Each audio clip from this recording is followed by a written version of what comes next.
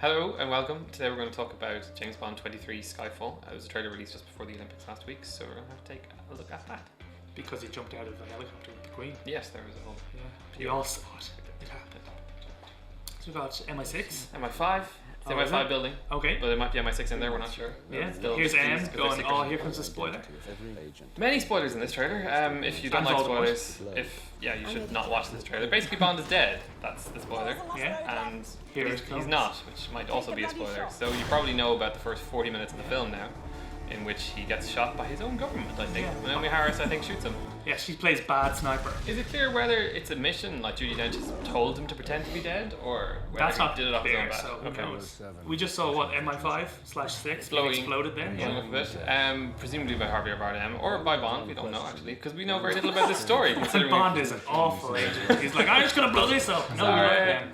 He comes back and he's crap now because he's got shadows underneath his eyes because he died. That's what you look like. Yeah. Yes, that's true. We've also got Q and a gadget, this time a little tiny gadget. A tiny gadget, not many, because in fairness, it's all about the guns and the explosions. And the gadgets were terrible when You should give him the TARDIS because he's clearly Doctor Who. It does look quite Doctor Who-ish.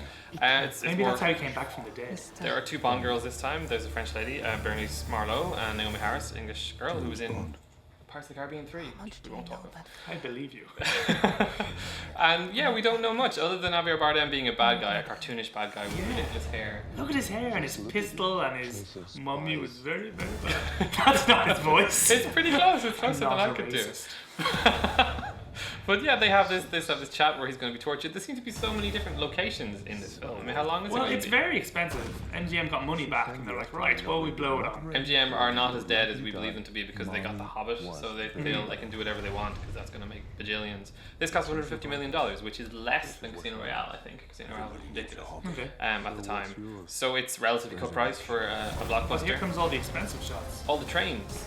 Oh yeah, trains. The young'uns love trains. That's why we'll hook them in. We'll crash trains. Mandez may not like trains. He may be a train mother or something, and he's getting some sort of vengeance. But yeah, it looks glossy. It looks pretty. I do have some reservations about the best shot in the trailer. Yeah. Yes, where the train gets ripped apart and he casually just sort of flips in. Almost messed up my cuff. But the crescendo of this is him shooting the lock off a thing when a train's coming towards him. Just seems like a very low point for a Bond movie. Step out of the way of the train. Yeah. So that's the Skyfall trailer. Thoughts? I think we should spare a couple more moments for Javier Bardem and his cartoonish roguery. He has that one voice. He's not an actor. Just films evolve around him. He has no. I don't know. I think Bond keeps saying it's going to be more and more realistic, but he looks quite cartoonish and broad. And yeah. Is that okay? I don't know, because the action's very cartoonish. I think they tried to go maybe a little bit realistic and Bourne-y with Quantum of Solace, and that didn't work. So maybe they're just going to the fantastical again when it comes to the action scenes and the baddies. Yes. Well, my other concern then is Sam Mendes, who is a decent director. He's made things like American Beauty, Road to Perdition, Jarhead, Revolutionary Road, where the people just shouted at each other for 2 hours. It's very depressing. But he's never really done an action film before, and Road to Perdition is glossy, it's stylish, but it doesn't have any set pieces in it.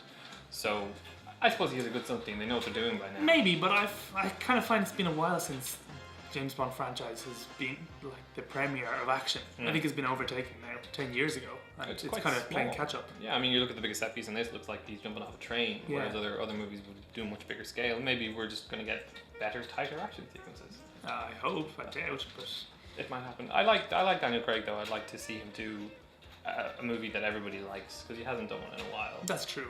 Everyone seems to root for Daniel Craig despite the fact he's got one good Bond film, and one very bad Bond film so far. So maybe this will be the one that turns. It's make or break time. Hopefully. Well, that's Skyfall. That is in cinemas from the 26th of October, and check out ticketonline.com for more on the film.